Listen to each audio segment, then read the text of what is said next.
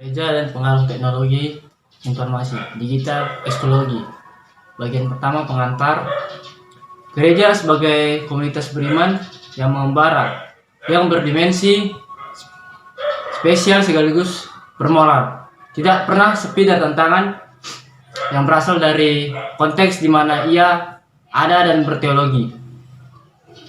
Kemajuan di bidang teknologi informasi, pengaruh media sosial tak luput dari area di mana gereja juga harus berurusan dan mengambil peran sebagai garam dan terang.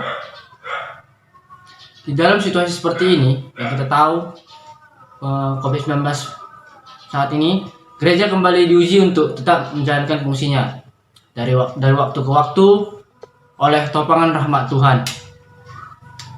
Gereja telah menunjukkan keteguhan, eksistensi, kontekstualisasi sebagai perwujudan tugas dan panggilan persekutuan, pelayanan dan kesaksian.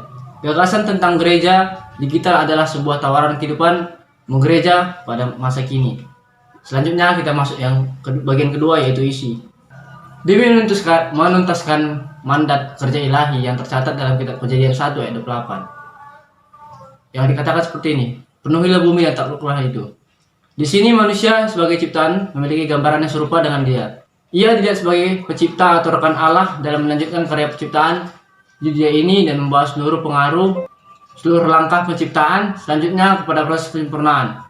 Oleh karena itu, selain disebut sebagai pembuat pengetahuan atau Homo sapiens, manusia juga disebut sebagai pembuat alat atau Homo faber yang ditunjukkan melalui ikhtiar pengembangan ilmu pengetahuan dan teknologi.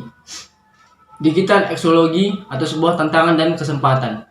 Kecepatan penyebaran pengaruh internet yang terus-menerus dan kemajuan teknologi komunikasi informasi modern tentu akan sangat mempengaruhi bagaimana cara masyarakat bersentuhan dengan agama.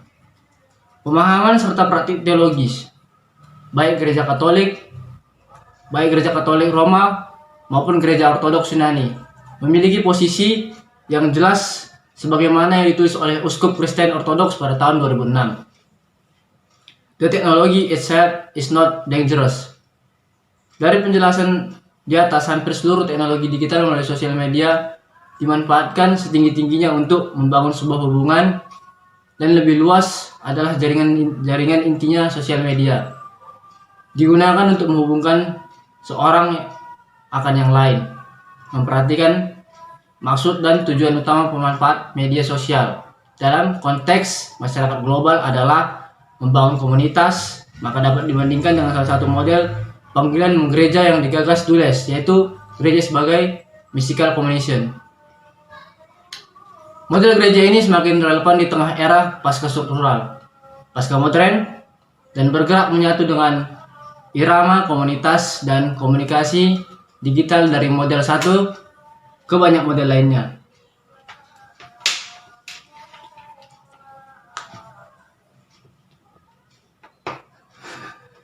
Cut dulu. Nanti 24 model ini yang mengacu pada gambaran Alkitabiah tentang tubuh Kristus dan umat Allah, cenderung lebih demokratis daripada model institusional.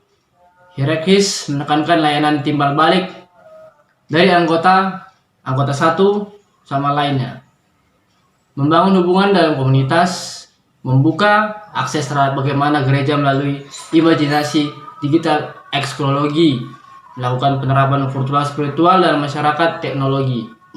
Selanjutnya kita masuk bagian yang terakhir, yaitu penutup.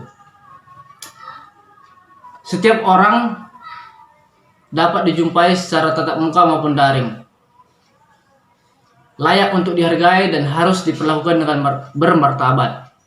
Mengingat setiap orang diciptakan menurut gambar dan rupa Allah yang terambil dari Kejadian 1 ayat 26-27. Sebagai akibatnya, dalam setiap orang secara inheran memiliki kualitas sang Khalik. Kita melihat citra ilahi yang dapat tercermin dari kehendak bebas, kecerdasan, kreativitas, kemampuan untuk mencintai dan dicintai, membangun hubungan, dan sebagainya.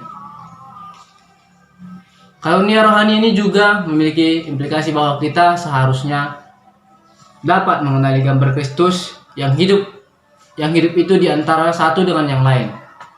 Jika gereja adalah wujud nyata tangan Allah bagi mereka yang terpinggirkan dan pembelagi bagi mereka yang diperlakukan tidak adil, maka gereja juga akan menggunakan kehadirannya di era digital ini sebagai kesempatan untuk menuntaskan misinya. Sebagaimana salah satu gagasan Dulles di atas, jika panggilan gereja menekankan pembentukan komunitas Kristen, maka kehadiran media sosial akan menjadi objek pelayanan yang semakin penting untuk memelihara koneksi komunalnya. Pemberitaan firman akan selalu menjadi pusat panggilan gereja, dan kehadiran news media sekalipun akan berkolaborasi dengan media yang lebih tua sebagai alat kerigmatis yang tetap efektif. Gereja abad ini memang menghadapi banyak sekali tantangan unik, termasuk cara berkomunikasi, menyampaikan informasi, dan membangun hubungan baru. Namun pada intinya, pertanyaan-pertanyaan yang penting tetap tidak berubah bahkan jika harus ditafsirkan dan dimediasi teknologi digital terbarukan. Bagaimana kita sebagai murid? Bagaimana kita sebagai murid Kristus? Tetap mengasihi Allah dan sesama. Bagaimana kita melayani orang miskin dan terpinggirkan, membangun komunitas orang percaya. Memperkuat ikatan kita sebagai tubuh Kristus dan memberitakan Injil di era teknologi digital. Nampaknya perkembangan teknologi informasi dan media digital akan menjadi bagian yang sejalan dengan cara gereja berusaha menjawab berbagai tantangan di masa mendatang. Terima kasih.